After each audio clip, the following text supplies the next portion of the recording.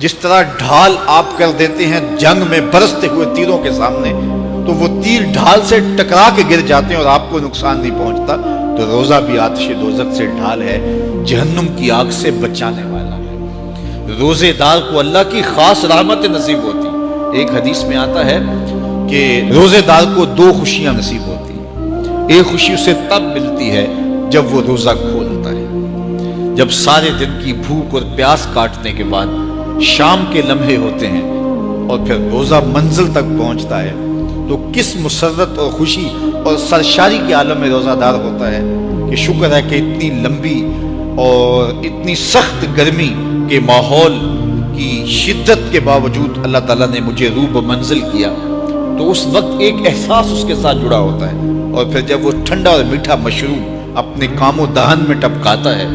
اور وہ ٹھنڈا میٹھا مشروب اس کی رگوں کو تر کرتے ہوئے معدے کی طرف بڑھ رہا ہوتا ہے، اس کی زبان بولے نہ بولے دل اللہ کا شکر ادا کر رہا ہوتا ہے، اس کا ایک ایک عضو بدن رب کا شکرانہ ادا کر رہا ہوتا ہے، وہ ٹھنڈا اور میٹھا مشروب رگوں کو تر کرتا ہوا آگے بڑھتا چلا جاتا ہے، لیکن شکرانے کا وہ پیکر بن جاتا ہے، وہ ایک مسرت، ایک خوشی کا عالم ہوتا ہے کہ روزہ بھی نب گیا، سارے دن کی تکلیف بھی کٹ گئی، اور اللہ نے مجھے افطار کے لمحوں تک پہنچایا۔ فرمایا روزے دار کو ایک خوشی تب ملتی ہے جب وہ روزہ کھولتا ہے، وَفَرْحَةٌ عِنْدَ لِقَاءِ رَبِّهِ، اور دوسری خوشی روزہ دار کو تب ملے گی جب روزے کے صلے میں اللہ اپنا دیدار عطا فرمائے۔ بنی آدم کے جتنے بھی عمل ہیں 10 سے لے کر 700 گنا تک اس کا ثواب اولاد آدم کو اس کا دیا جاتا ہے، جتنا گڑ ڈالو اتنا ہی میٹھا، تو بعض کو 10 گنا، بعض کو 70 گنا، بعض کو 100 گنا، بعض کو 700 گنا، تو 10 سے لے کر 700 گنا تک بندے کے اعمال کا صلہ دیا جاتا ہے۔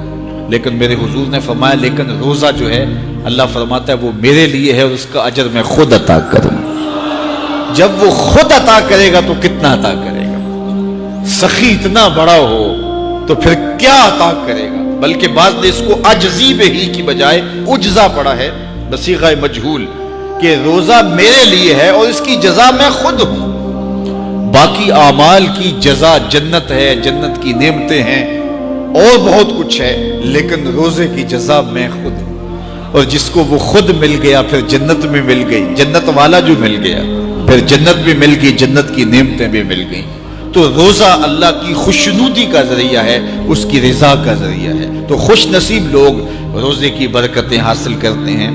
اور ایک روایت میں آتا ہے جب رمضان المبارک کا آغاز ہوتا ہے اللہ اہل ایمان کو، اپنے بندوں کو محبت کی نظر سے دیکھتا ہے، اور اللہ جس کو محبت کی نظر سے دیکھ لے پھر اسے کبھی عذاب نہیں دے گا۔ اللہ اکبر۔ تو یہ روزہ دار کے لیے اللہ کی کرم نوازیاں ہیں، اللہ کی رحمتوں کے اجالے ہیں جو اس کے اوپر برستے ہیں۔ تو میں اور آپ اس ماہ انور کو، اس ماہ نور کو اس طرح سے گزاریں کہ ہمارے اندر کے پاپ دھل جائیں، ہماری غلاظتیں گناہوں کی مٹ جائیں، ہمارا سینہ صاف ہو جائے، ہم اہل ایمان کے لیے کشادہ دل ہو جائیں، ہمیں جو ہے وہ جھوٹ سے، تکبر سے، بخل سے، ریا سے اور دیگر امور بد سے اجتناب کرنے کی عادت پڑ جائے۔ روزہ جو سکھانا چاہتا ہے ہم وہ اس سے سیکھ لیں، اور روزے کی برکات ضبط نفس کی صورت میں ہمیں نصیب ہو جائیں، تو ہم روزے کے بعد بھی، ماہ صیام کے گزرنے کے بعد بھی ایک نئی زندگی لے کر، ایک تازگی لے کر، ایک نور و روشنی لے کر کے جو ہے وہ معاشرے کے، اسلامی معاشرت کے ایک اہم فرد کی صورت کے اندر جو ہے وہ سامنے آئے۔ تو اللہ اس ماہ صیام کی برکتیں ہمیں نصیب فرمائے۔ ہر سال مہینہ آتا ہے، گزر جاتا ہے، ہم پورا مہینہ بھوک کاٹتے ہیں اور پھر وہاں کے وہاں ہی کھڑے رہتے ہیں، تو پھر ہمیں سوچنا چاہیے، لیکن اگر تبدیلی آتی ہے تو پھر شکریہ ادا کرنا چاہیے۔ آج کی اس تاریخ میں ہم عزم کر کے اٹھیں کہ ہمارا یہ ماہ صیام ہماری زندگی میں ایک سنگ میل ثابت ہوگا، اور ہم ایک نئے باغپن کے ساتھ، نئے عزم کے ساتھ یہ مہینہ گزاریں گے اور ضبط نفس سیکھیں گے اس مہینے سے۔ دین کی بات پھیلانا صدقہ جاریہ ہے، ثواب کی نیت سے ویڈیو کو شیئر ضرور کیجیے۔ جزاک اللہ۔